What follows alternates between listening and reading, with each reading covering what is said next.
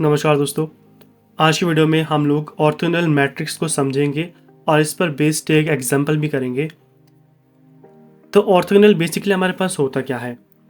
A square matrix P over the field of reals is said to be orthogonal if and only if P dash P is equal to I। तो यहाँ पर हमारे पास P क्या है, P dash क्या है और I क्या है। सबसे पहले हम इन तीनों चीज़ों को समझते हैं, देन आपको समझ आएगी। अब P हमारे पास क्या है? कोई भी स्क्वायर मैट्रिक्स, ठीक है, आप कुछ भी ले लीजिए, कोई भी हमारे पास स्क्वायर मैट्रिक्स है वो हमारे पास P है। P डैश क्या है? P का ट्रांसपोज, ठीक है।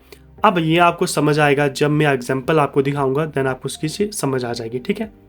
और I क्या है हमारे पास? आइडेंटिटी मैट्रिक्स, इसकी समझ भी आपको एग्जाम्पल में आ जाएगी।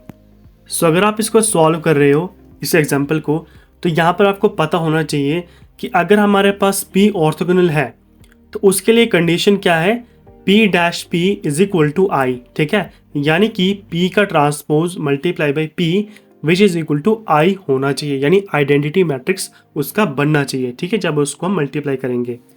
अब देखिए इसी को हम लोग क्या करते हैं, मॉडुलस फंक्शन में लेते हैं, देन हमारे पास रिजल्ट क्या आता है उसको देखिए। विच एम्प्लॉइज P डैश P, इसको दोनों को हम अलग अलग कर देते हैं, which is equal to I, ठीक है। अब देखिए हमारे पास जब P डैश इसका जो मॉडुलस है इसको हम सॉल्व करेंगे तो वापस से हमारे पास ये P ही आएगा, ठीक है। सो अब हमारे पास क्या बन गया? Modulus P is equal to I। So this is equal to modulus P का square which is equal to I, ठीक है।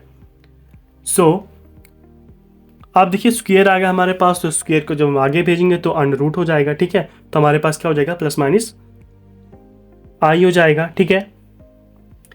यहाँ पर हमारे पास क्या पता चला हमें कि जो मॉडुलस P है वो डज नॉट इक्वल टू 0 है, ठीक है। 0 वैल्यू नहीं आएगी, या तो +1 आएगी या तो -1 आएगी, ठीक है। ऐसे ही होगा कुछ, ठीक है। Okay, so P is invertible, तो P हमारे पास क्या हो जाएगा? इन्वर्टिबल हो जाएगा। Therefore if P is orthogonal then P is invertible. अगर P हमारे पास ऑर्थोगोनल है तो हमारे पास जो P होगा वो क्या होगा? इन्वर्टिबल होगा, ठीक है। Also P transpose P which is equal to I, which is equal to P transpose which is equal to P inverse, ठीक है। इसको हम आगे भेज देते हैं तो हमारे पास वैल्यू हो जाएगी P इनवर्स हो जाएगा, ठीक है। Okay, so P into P transpose which is equal to P into P inverse, so this is equal to P into P transpose which is equal to I, ठीक है। हमारे पास ये हो जाएगा। I क्यों आएगा? क्योंकि ये देखिए P और P इनवर्स आपस में कैंसिल आउट हो जाएगा तो हमारे पास वापस I ही आएगा, ठीक है। तो this is equal to therefore P is orthogonal if and only if P transpose P which is equal to P transpose which is equal to I, that is if and only if P transpose which is equal to P inverse, ठीक है। तो ये दोनों चीज़ आपस में equal होंगी, ठीक है, और हमारे पास और रिजल्ट आ जाएगा, ठीक है।